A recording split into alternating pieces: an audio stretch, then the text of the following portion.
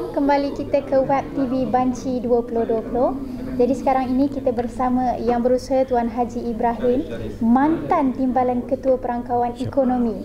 Jadi kita nak berkenalan dengan Tuan Haji Ibrahim dan mohon dia menceritakan serba sedikit pengalaman selama melaksanakan banci dan bersama Dozem. Okey, terima kasih Noraina. Terlebih dahulu saya mengucapkan terima kasihlah kerana menjemput saya mencerita serba sedikit tentang pengalaman mengendalikan banci penduduk dan perumahan yang mana saya terlibat dalam dua banci lah sepanjang tempoh perkhidmatan saya di Jabatan Perangkaan. Saya terlibat dalam banci tahun 2000 dan juga banci tahun 2010. Alhamdulillah tanggungjawab yang telah diamanahkan kepada saya telah dapat dilaksanakan lah. Di mana setiap 10 tahun tu perbezaan memang ketara lah. Kalau 2000 tu tadi, masa tu saya menjaga negeri Terengganu dan kerana kerajaan bertukar, ada kerajaan persekutuan dan kerajaan negeri, maka di masa tahun 2000 ketika itu negeri Terengganu kerajaan tak sama dengan kerajaan persekutuan.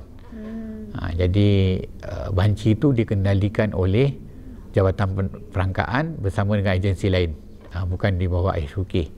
Di mana kalau tahun 2000 mana kerajaan yang sama dengan kerajaan persekutuan, banci dikendalikan oleh pejabat SUK. Tapi saya bila dikenalikan dengan jabatan lain, iaitu Jabatan Penerangan, maka saya sebagai ketua di situlah. Jadi dibantu oleh anggota-anggota Jabatan Perangkaan lah. Tahun 2010 saya ditugaskan sebagai pengarah negeri Selangor. Jadi tanggungjawab saya juga lagi banci 2010 melaksanakan dengan agensi lain juga. Tapi kompleksiti untuk banci 2010 berbanding dengan 2000 beza lah, terutama di negeri Selangor. Sebab kita dapat rasakan kehidupan atau cara hidup bijaksana orang di negeri Selangor ni lebih banyak populasi dan juga orang yang cara kehidupan kemewahan, nak hidup privacy, nak diganggu. Itu adalah cabaran-cabaran dalam banci 2010 lah, yang mana 2000 dengan 2010 kita menggunakan kaedah banyak bersemuka, ataupun kalau 2010 tu kita ada pakai kaedah dopu, mana kita tinggalkan borangkuk terutama di kondominium. Kalau di Selangor tu banyak kondominium. Ini cabaran kita lah bila kita nak banci di kondominium.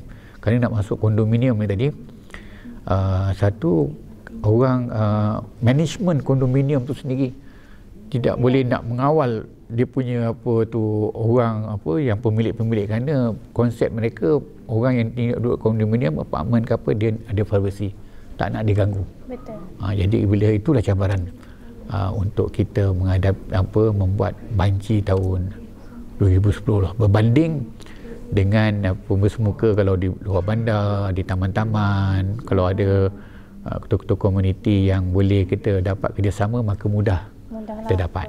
Tapi yang saya nampak cabaran adalah di kondominium ataupun di kawasan-kawasan yang mewah lah, luxurious area. Itulah yang saya dapat ceritakan bagaimana perbezaan tahun 2000 dengan 2010 apabila saya mengetuai banci 2 tahun tu. Okey. Banyak tu cabaran tu kan? Memang banyak. Tak terkata lah, nak tidur malam pun tak boleh ni. Okay. So berdasarkan cabaran-cabaran sebelum ni tu mesti sangat susah lah kan? Tapi tahun 2020 ni kita dah guna e-census. So apa Tuan Haji nampak dengan kelebihan e-census untuk menghadapi cabaran-cabaran yang dihadapi oleh banci-banci tahun sebelum ni? Itulah bila keadaan berlaku kepada negara ataupun dunia COVID-19 kan, maka suasana kehidupan bertukar. Jadi sama juga dengan banci 2020, kita melaksanakan dalam situasi COVID-19 PKPP. Kan, yang mana kita terpaksa melaksanakan banci, kalau tidak kita akan menjadi kesukaran.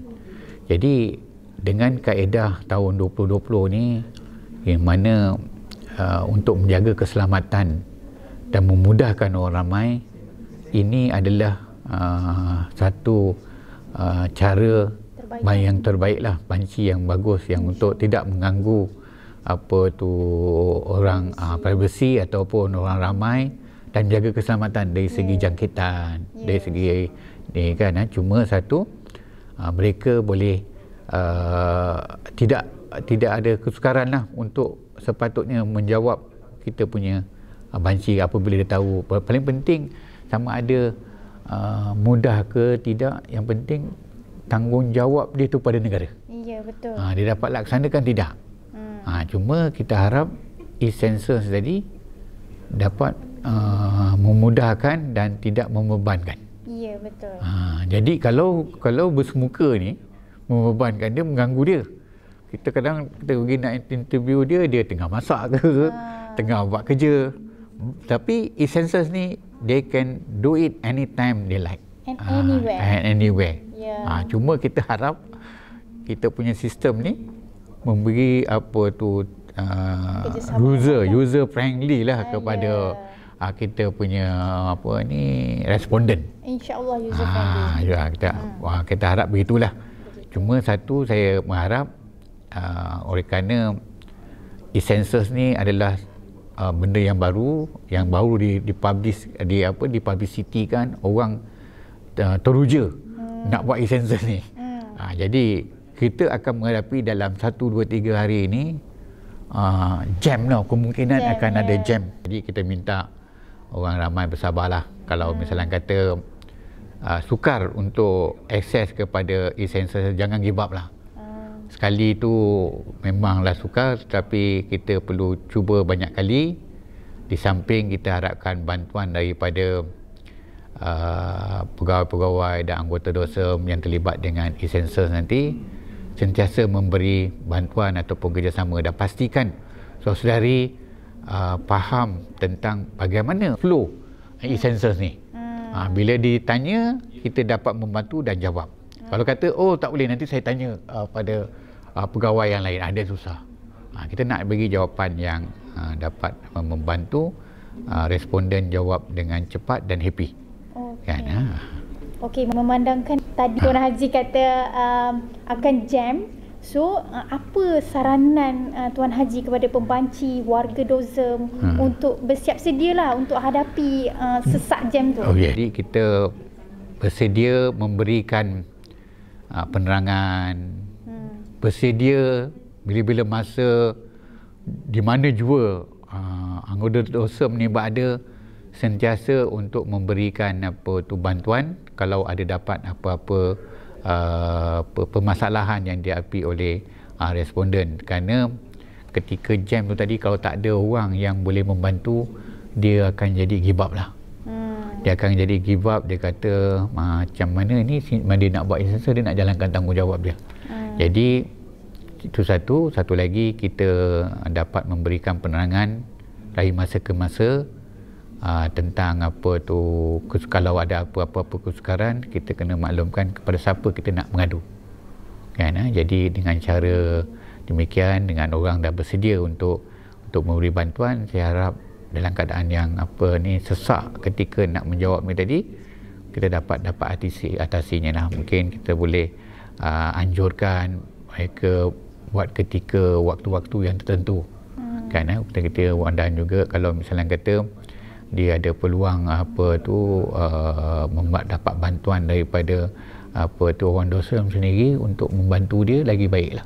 Itu sebab orang DOSEM ni tadi kena bersedia untuk memberikan perkhidmatan apabila mendapat permasalahan yang akan yang dihadapi oleh publik nanti lah. Okey, so terima kasih Tuan Haji. So make sure warga DOSEM kena bersiap sedia. Sebelum kita mengakhiri, kita nak Tuan Haji sampaikan sedikit seruan lah, pesanan kepada rakyat Malaysia untuk join banci kita pada hari ini. Jadi saya berharaplah kepada semua agar dapat memberikan kerjasama yang tidak berbelah bagi dalam memberikan jawapan, dan pastikan anda dan keluarga anda dibanci, di mana maklumat ataupun data yang akan diberikan ini adalah penentu masa depan kita, yang itu antara lain data anda masa depan kita. Okey, terima kasih kepada Tuan Haji Ibrahim kerana meluangkan masa bersama kita untuk berkongsi tentang pengalaman dan juga saranan kepada warga Dozem untuk terus bersiap sedia untuk menghadapi cabaran-cabaran bagi banci tahun 2020. Terima kasih dan Assalamualaikum. Waalaikumsalam warahmatullahi.